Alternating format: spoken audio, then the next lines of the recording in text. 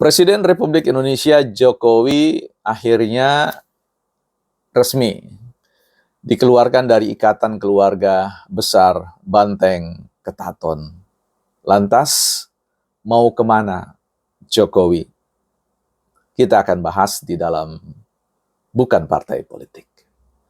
Teman-teman, saya secara pribadi senang, ya, lega pada akhirnya Rakernas Partai Demokrasi Indonesia Perjuangan sudah menegaskan itu, sekalipun terhadap pemerintahan Prabowo masih kelihatan agak samar-samar ya, masih kelihatan mau bermain pada banyak kaki ya kelihatannya. Mungkin mempertimbangkan kalkulasi politik di kemudian hari, apalagi jelang menghadapi persoalan kontestasi pilkada yang tentu membutuhkan partai-partai lain untuk berkoalisi, sharing kekuasaan di tingkat ya provinsi, ya kabupaten, kota.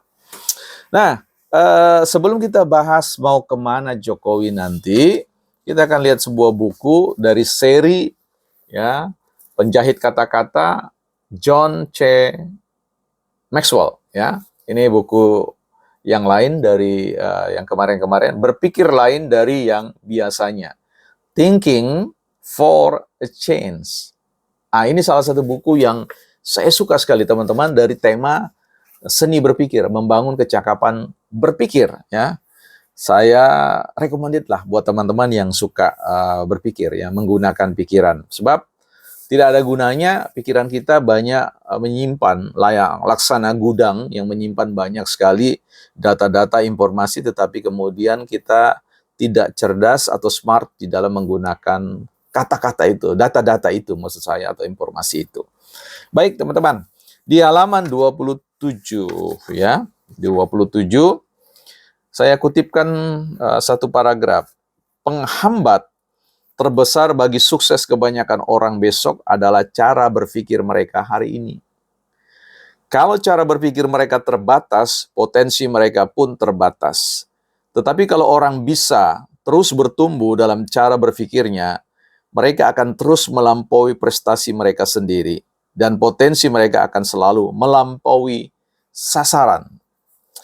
Kalau saya menggunakan satu paragraf ini untuk meneropong, menjelajahi benak para politisi di negeri ini, khususnya di Partai Banteng Ketaton, saya melihat bahwa sulit menemukan adanya cara berpikir yang menurut saya akan membawa partai ini akan menembus ya titik hambatan, titik batas maksimal capaian mereka di Pilpres. Artinya bisa di-forecasting, diprediksi dengan cara berpikir yang disampaikan di ruang publik terkait dengan label presiden sebagai pengkhianat konstitusi, sebagai penghancur demokrasi, terus kemudian kehilangan otokritik terhadap dirinya, terhadap realitas politik para politisi-politisi Partai Demokrasi Indonesia Perjuangan di berbagai macam level. Saya kira itu menggambarkan tentang masa depan Partai Demokrasi Indonesia Perjuangan yang menurut saya tidak akan punya prestasi yang melejit ya. Saya kira mungkin akan menjadi partai rata-rata ya, akan mengalami degradasi, penurunan ya, sampai ada satu titik introspeksi diri yang jauh lebih ke dalam ya. Karena sekali lagi ya tentu ya, orang itu selalu berpikir benar ya.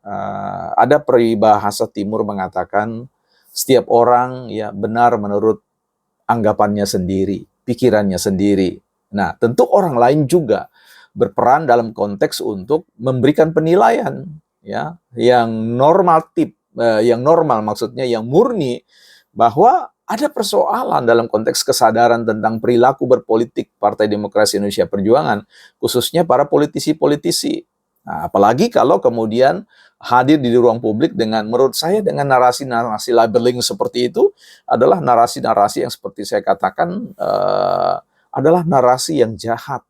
Ya, negara ini punya mekanisme untuk menentukan apakah memang seseorang atau partai tertentu, kelompok tertentu sedang berusaha untuk merusak konstitusi, mengkhianati ideologi, atau merusak demokrasi.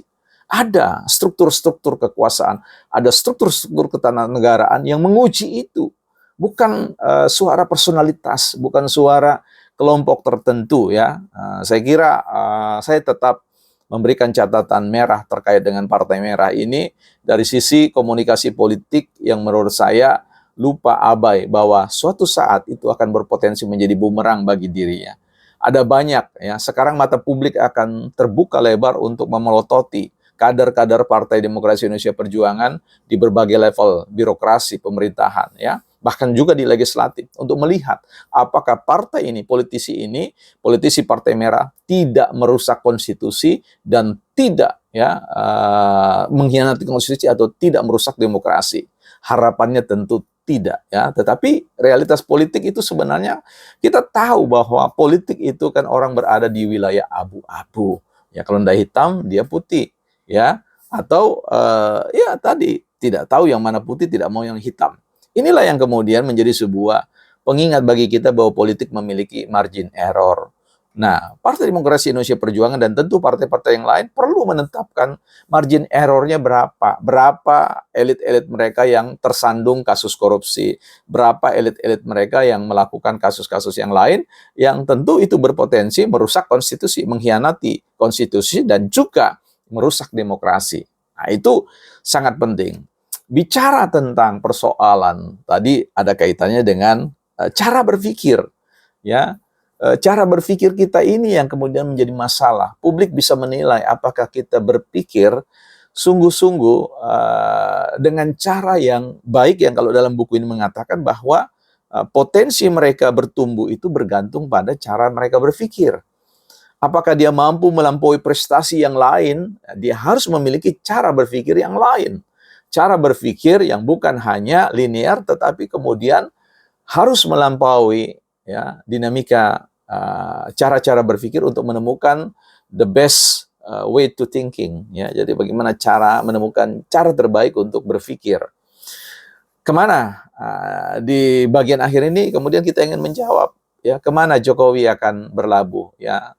Tentu kalau secara politik praktis ya tidak usah kita terlalu banyak berteori tentang persoalan itu, mudah saja mengatakan bahwa Jokowi hampir dipastikan akan ada di Golkar. Ya, artinya kalau berbicara tentang kaki, ya Gibran adalah kaki Jokowi. Sudah ada setengah di dalam.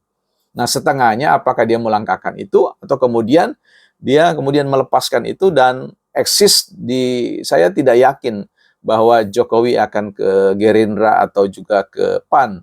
Sangat mungkin itu ke Golkar. Tetapi jikalau dia tidak ke Golkar, maka pilihan yang tersisa adalah dua. Tentu dengan hitungan-hitungan politik dan resiko-resiko politik yang akan dia hadapi. Yang pertama adalah, yang kedua maksudnya setelah Golkar, dia akan berusaha untuk mengatakan bahwa ya saya tidak mau masuk dalam kepengurusan partai. Ia akan menjadi bagian dari katakanlah para penyumbang pemikiran atau penasehat, tim penasehat dari pemerintah, tim penasehat dari partai A, partai B, dan C. Kalau kemudian di end ya of the process ya, akhirnya semua proses mengarah ke hal yang lain, itu sangat mungkin menuju pada membuat partai.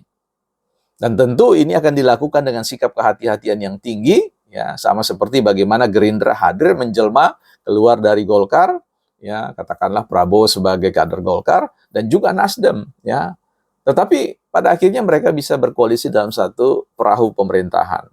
Artinya ada kemungkinan itu Jokowi untuk membuat partai sendiri, ya, dan tentu itu akan dilihat dari dukungan para pendukung-pendukung setia Jokowi, ya, siapa-siapa para birokrat-birokrat, politisi-politisi, pengusaha-pengusaha, civil society yang akan kemudian berkolaborasi, berelaborasi bersama-sama untuk kemudian menegakkan sebuah partai yang akan menjadi bagian, salah satu bagian yang akan berkolaborasi, berkoalisi dengan Golkar, Gerindra, PAN, dan tentu yang lain dalam siklus dinamika politik yang sangat cair, lentur, dan tentu semuanya kita pandang positif saja.